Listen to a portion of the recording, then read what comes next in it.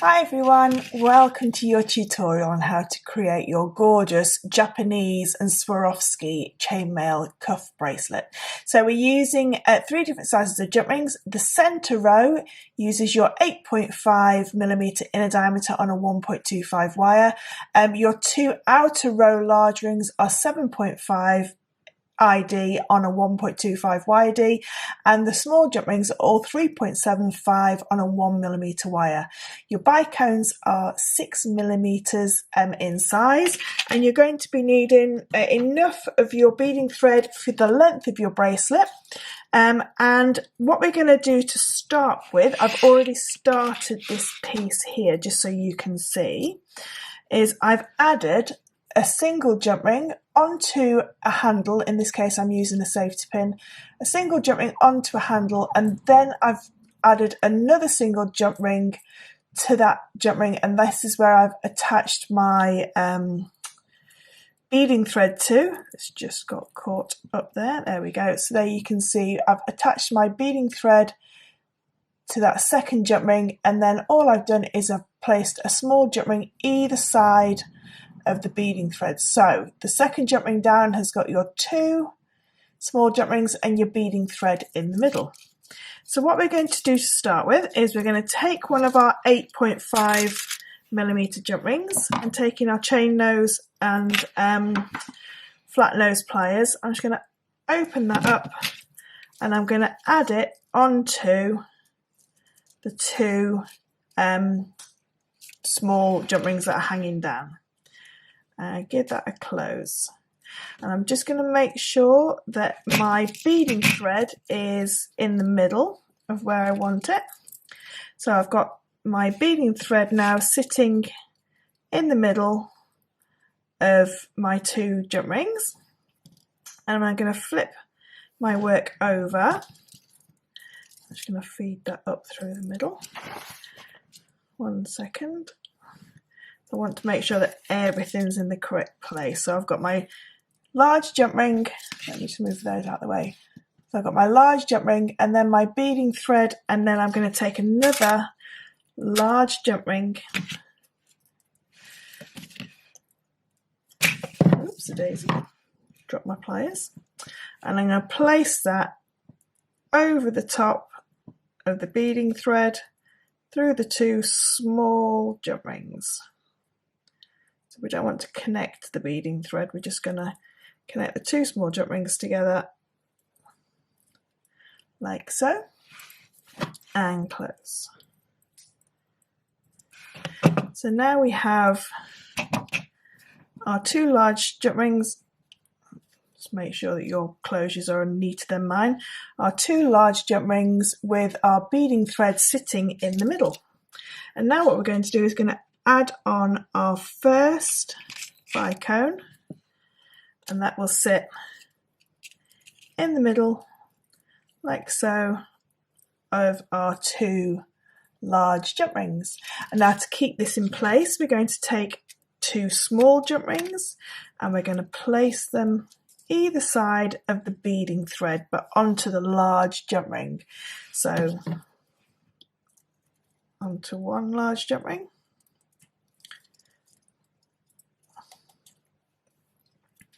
so we're connecting both of those large jump rings together. So there's one on one side, and then taking my next one, I'm going to place that on the other side.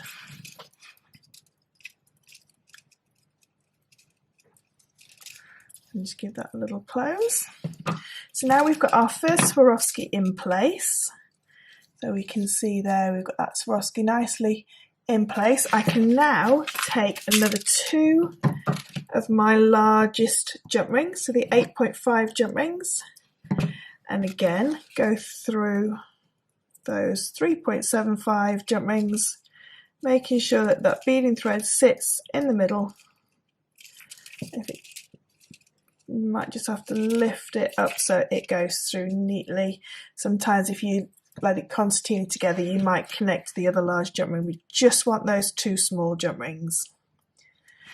And then we're going to turn it over, and we're going to place this one on the other side, making sure that we've sandwiched that beading thread in the middle and close.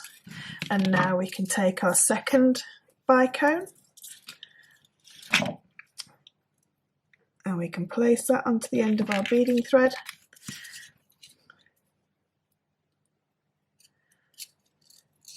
Let that go all the way down. So that's now sitting nicely in the middle again. And now again taking our 2 small jump rings just to close off that area there so that that Swarovski stays in place. You're a little bit misshapen, we won't use you. And we're just going to place this one in place. And you can see now how that center row is starting to create that beautiful look. So you're going to carry on adding your Swarovskis and your small jump rings exactly the same as this all the way till you get to the end of your bracelet, or the length of the bracelet that you're making. So you're going to carry on adding like this until you get to the end of the length that you need, and I'll meet you back here when we've done that. So when you get to your very last sort of like beaded section in the center, what we want to do is add on our 2 large jump rings, and then what we're going to do is we're going to just add on a crimp bead, a small jump ring, and then back through the crimp bead. So we're going to finish off our beading thread at this point here. Okay, but what we need to make sure is that our bracelet is really nice and flexible, that the beading thread isn't too tight anywhere along. So just, if in doubt, just make that a little bit longer. And then what we're going to do is we're going to crimp that in place. So just give that a squeeze with your chain nose or your flat nose pliers. We're then going to cut away the excess, making sure that you cut the right bit, and then bring those 2 back across. Now we want this jump ring to sit sort of like in a landscape position. So we're going to keep it like that. We're going to take hold of our last 2 small jump rings, and we're going to go through all 3 jump rings. So our 2 large and our small jump ring that's holding our beading thread in place, and close. And then the same on the other side. What will happen is that crimp bead will go down behind the 2 large jump rings. So again, through all 3 and close. And when we give that a little pull, you can see now that all of our beading threads are finished off. Our crimp beads are inside those last 2 large jump rings. And now what we can do is I'm just going to add on 1 more jump ring onto here, the same as the start. And this will be where our clasp attaches to when we finish our bracelet. So that's your center row. Okay, so that's your center row all completed. Now what we want to do, if we have a look at our finished bracelet, we can see now that we need to start adding this top row. So to be able to do that on our very first 2 jump ring, on our very first pair of jump rings, I'm just going to work on the top row to start with. I'm going to add on 2 small jump rings. So if I take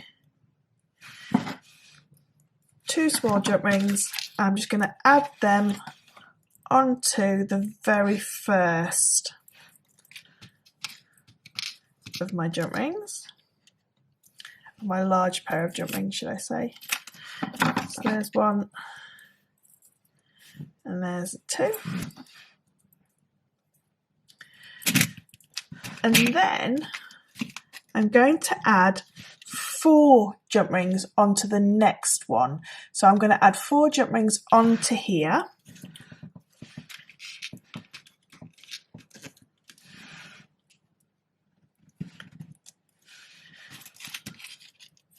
I'm picking up 1, 2,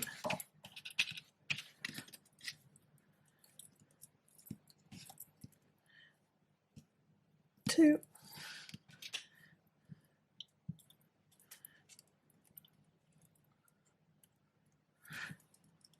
3, and the 4th one.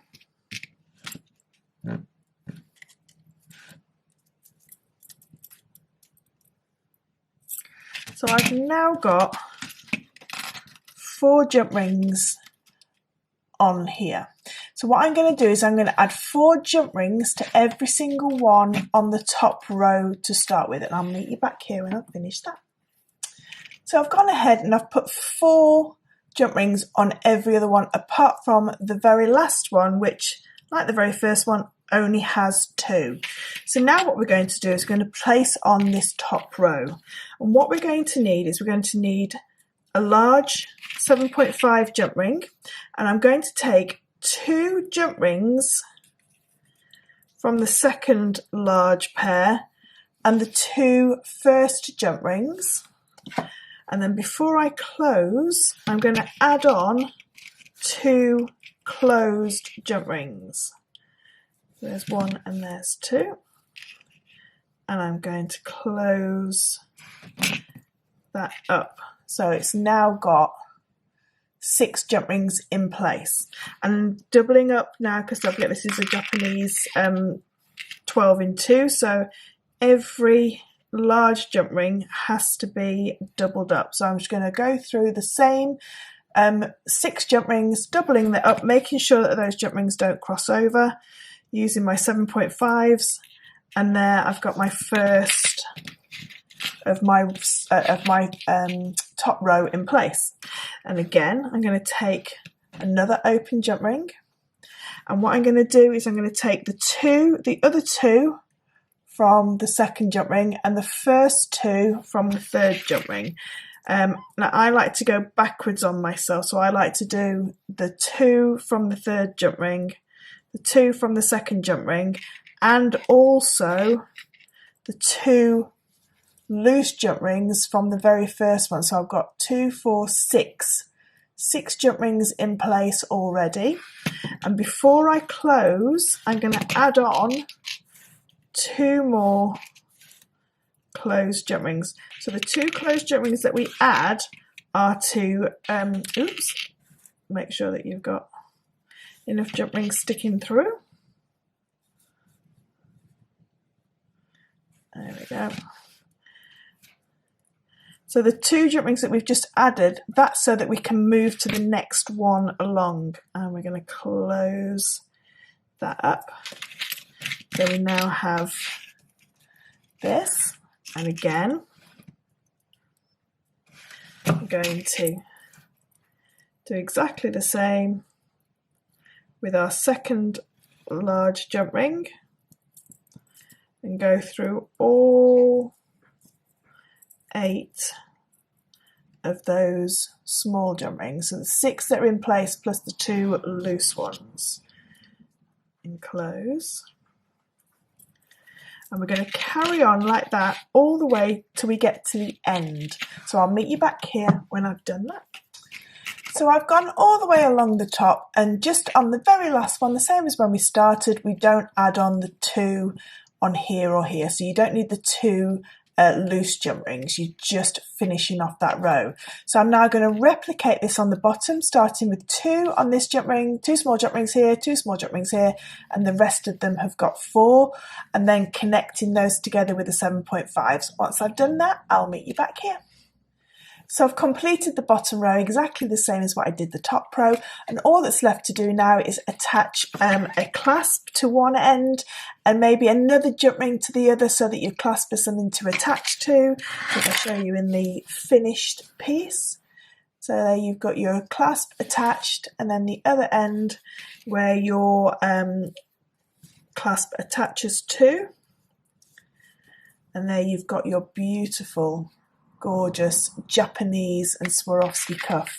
I can't wait to see your very own Japanese and Swarovski cuffs, maybe on social media. Don't forget to tag me in it if you are going to make it. Thanks for watching.